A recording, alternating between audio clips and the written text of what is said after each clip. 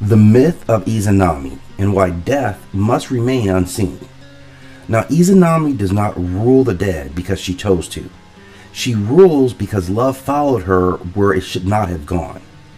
In Japanese myth, death is not evil.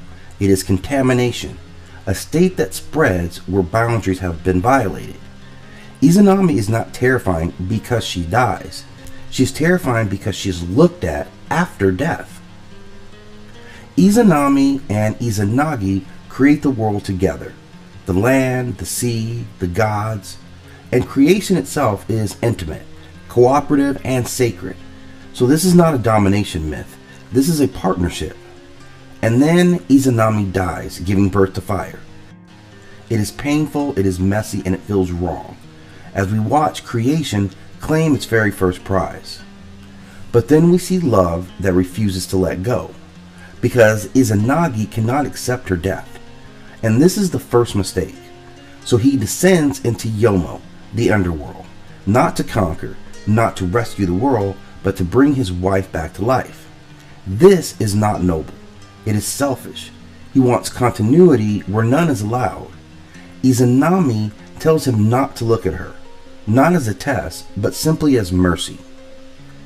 And then there comes the look that breaks all reality, because Izanagi looks anyway.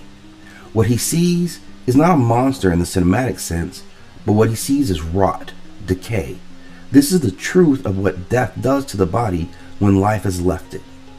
The horror is not Izanami's form. The horror is that love demanded to see it. And in that moment, intimacy becomes violation. Izanami does not chase Izanagi out of rage alone. She chases him because he has broken the rule that keeps the worlds apart. Death must remain unseen because once you see it, you cannot unsee the effects of death.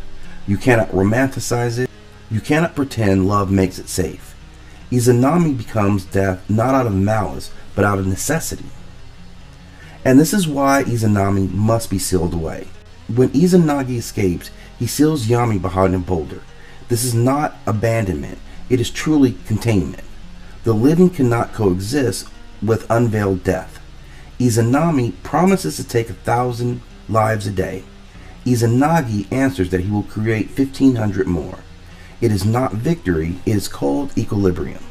Life and death are no longer lovers. They are opposing processes. Hades teaches us that death is inevitable. Hell teaches us that death is final. Osiris teaches us that death continues. Izanami teaches us something much harder. Death is not meant to be witnessed up close by those who still love, because love will try to bring it back, and death will answer by spreading. Sometimes the most loving thing you can do is not look back.